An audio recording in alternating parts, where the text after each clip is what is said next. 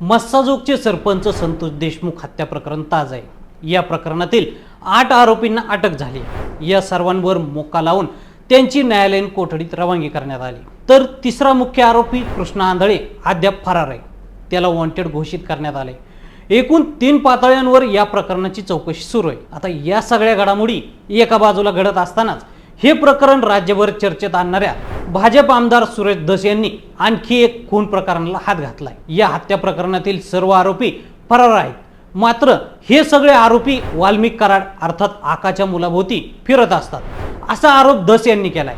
त्यामुळे आता वाल्मिक कराड पाठोपाठ त्याचा मुलगा आहे गोत्यात येण्याची शक्यता आहे। सुरेश धस यांनी नेमक्या कुठल्या हत्या प्रकरणाला हात घातलाय आणि त्यामुळे वाल्मिक कराडचा मुलगा कसा अडकू शकतो, सविस्तर पाहूयात या व्हिडिओमधून।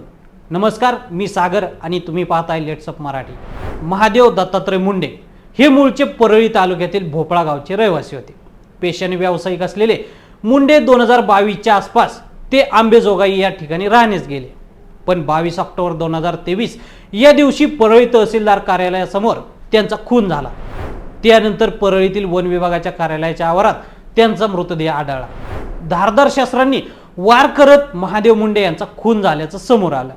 प्राथमिक तपासानुसार आर्थिक व्यवहारातून हत्या करण्यात आल्याचं समोर आलं। पोलिसांकडून या प्रकरणातील आरोपींचा शोध सुरू झाला, मात्र आतापर्यंत हे सर्वच्या सर्व आरोपी फरार आहेत।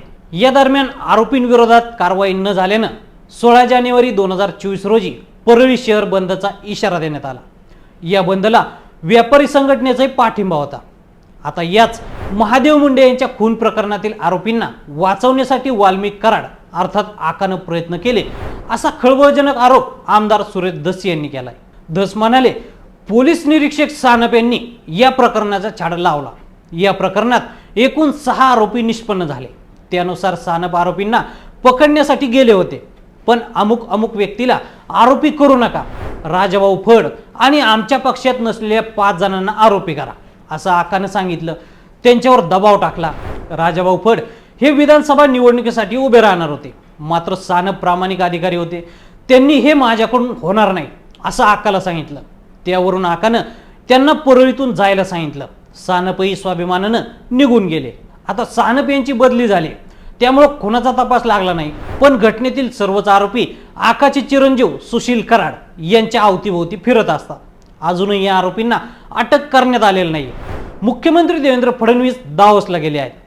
ते महाराष्ट्रात आल्यानंतर मी त्यांची भेट घेऊन या संदर्भातलं पत्र त्यांना देणार आहे। तसंच करुणा मुंडे यांच्या बाबतचं पत्रही तयार केलंय। महादेव मुंडे यांच्या बाबतचं पत्रही तयार असल्याचं सुरेश धस यांनी म्हटलंय।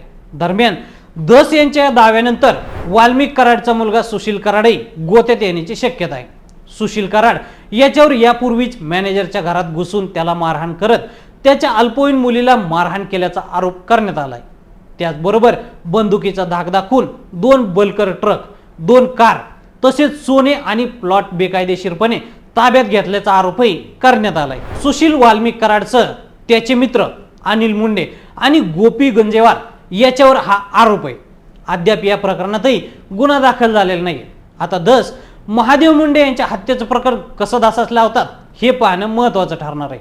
तर मंडळी, महादेव मुंडे यांच्या हत्या प्रकरणाबद्दल तुम्हाला काय वाटतं आम्हाला कमेंट करून नक्की सांगा आणि असेच नवनवीन माहितीपूर्ण व्हिडिओ पाहण्यासाठी लेट्स अप मराठीला फॉलो करा।